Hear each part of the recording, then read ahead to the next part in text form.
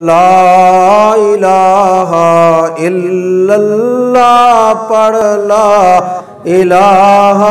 الا اللہ۔ علماء نے تو یہ بھی لکھا ہے کہ 15 شعبان کی رات جو ہے وہ بھی بڑی مبارک رات ہے، اس کے اندر بھی کوئی خاص حکم نہیں ہے ہمیں قرآن و حدیث میں، لیکن جتنا ہو سکے طواف کریں، نمازیں پڑھیں،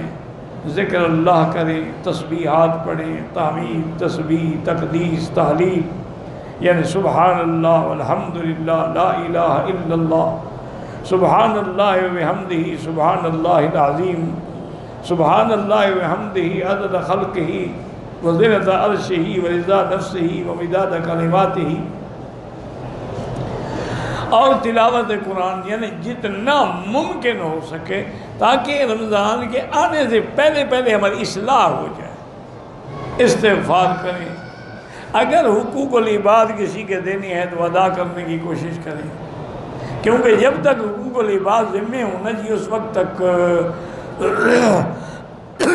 عبادات قبول نہیں ہوتی، دعائیں منظور نہیں ہوتی۔ میرا بھائی گزارش یہ ہے کہ شب برات کے بارے میں یہ جو بات علماء کہتے ہیں کہ قرآن پاک میں جو ہے کہ لیلۃ مبارکۃ انا کنا منذرین فیہا یفرق کل امر حکیم، کہ لیلہ مبارکہ ہے اور اسی میں ارزاق تقسیم ہوتے ہیں، رزق تقسیم ہوتے ہیں، یہ بات تو غلط۔ قرآن پاک میں جو لیلۃ مبارکۃ کا ذکر آیا ہے اور تقسیم ارزاق کا، وہ لیلۃ القدر ہے، اس سے مراد 15 شعبان کی رات نہیں، لیکن بعض روایات میں ملتا ہے کہ شب برات جو ہے اس میں بھی اللہ تعالیٰ مجرموں کو بری فرماتے ہیں، اور آنے والے سال کے احوال جو ہے وہ بھی فرشتوں کو مطلع کرتے ہیں، اور اس کے اندر عبادت جو ہے وہ اللہ تعالیٰ کو بہت زیادہ پسند ہے۔ لہذا آدمی کوشش کرے کہ 13، 14، 15 شعبان کے روزے رکھے تاکہ لیالی البیض کی سنت بھی پوری ہو جائے اور 15 کا روزہ بھی ہو جائے۔ صرف ایک دن کے روزے رکھنے کا کوئی حکم نہیں، اور باقی اس رات میں جتنا اللہ توفیق دے، جتنا اللہ عبادت کرنے کی ہمت دے،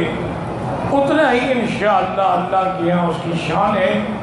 چونکہ یہ ایک ایسا مہینہ ہے جس میں حضور سب سے زیادہ روزے رکھے تھے، اور حضور دعا کرتے تھے اللہم بارک لنا فی رجب و شعبان وبلغنا رمضان، یا اللہ ہمیں رجب و شعبان میں برکتیں عطا فرما اور ہمیں رمضان المبارک نصیب فرما۔ اسی طرح دعا مانگتے تھے ہمارے اسلاف اللہم بلغنا رمضان وارزقنا صیامہا و قیامہا، یا اللہ ہمیں رمضان نصیب فرما اور ہمیں اس کا روزہ اور تراویح اور عبادت بھی نصیب فرما۔ تو بہرحال آپ کوشش کریں، جتنا آپ عبادت کر سکتے ہیں کریں۔